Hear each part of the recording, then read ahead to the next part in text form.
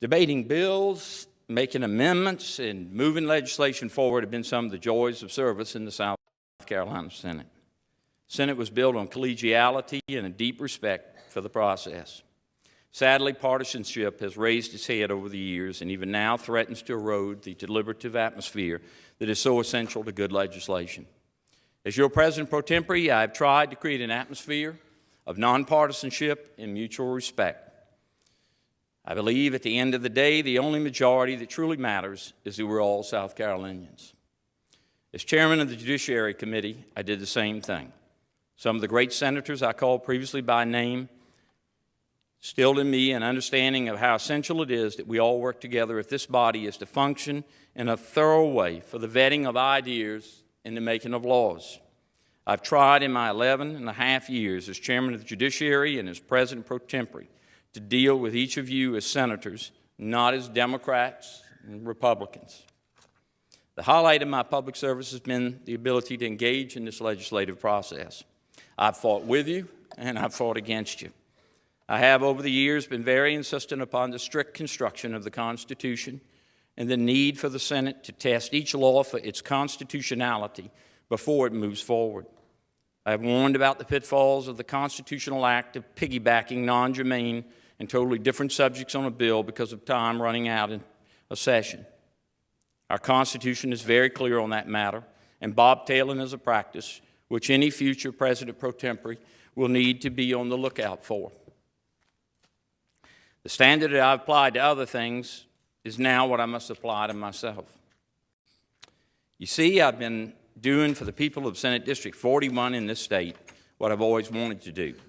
Giving it up is indeed a sad moment for me. That is why I stand here today, a little bit somber and a little bit saddened, because what I will lose today when I take the oath of office is Lieutenant Governor. But for the people of South Carolina who hear these words today or read them in the future, I want them to know that what I do today should not be considered remarkable. If what I'm doing is considered special, then it's a sad indictment of the public's view of elected officials and our commitment to what is right. Today, we remind the public that oaths of office matter, and people should and can expect that whoever takes the oath of office as President Pro Tempore will do as they are swore to do and fulfill the constitutional duty of becoming Lieutenant Governor if there is a permanent vacancy in that office. Today, I simply performed the duty I swore to do when I took the oath of office as President Pro Tempore. Robert E. Lee said, and I quote, "Duty is the most sublime word in our language. Do your duty in all things. You cannot do more. You should never wish to do less." End of quote. What I do today is what every person who seeks and holds public office should be prepared to do. Fulfill the oath of office we made to discharge the duties of the office to which we are elected, and uphold the Constitution of the state and the United States.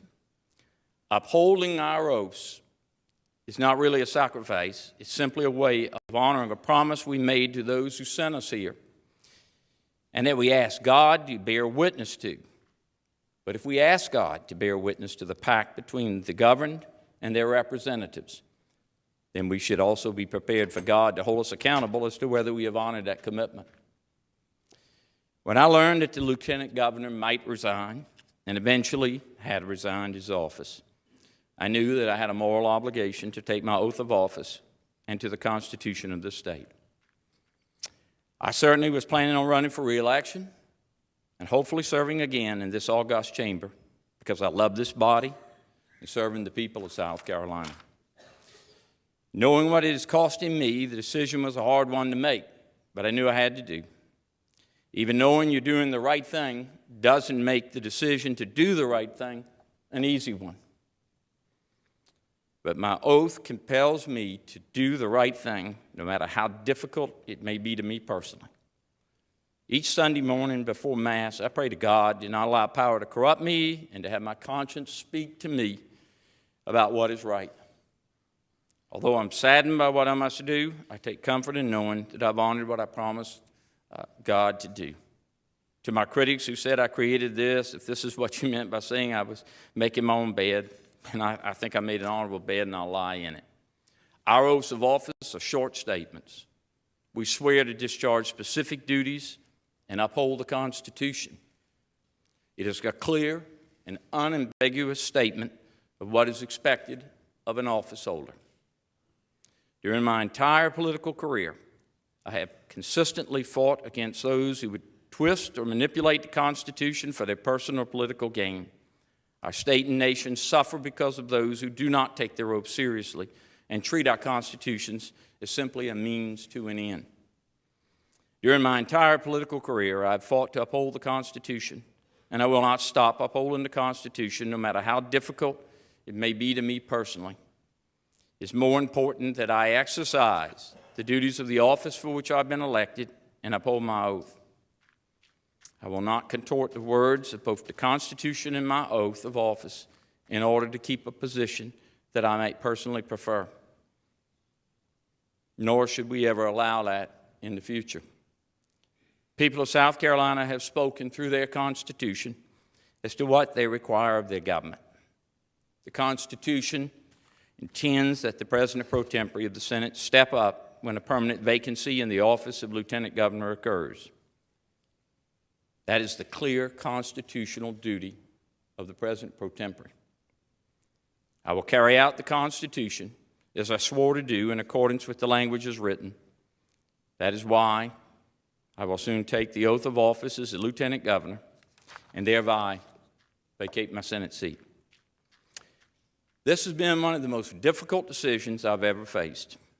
The greatest honor of my career has been representing the people of District 41 in the South Carolina Senate.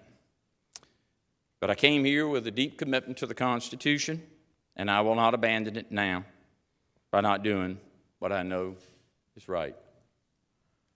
I hope I lead this body as an example to senators today and in the future of what we're expected to do when duty calls. Thank you.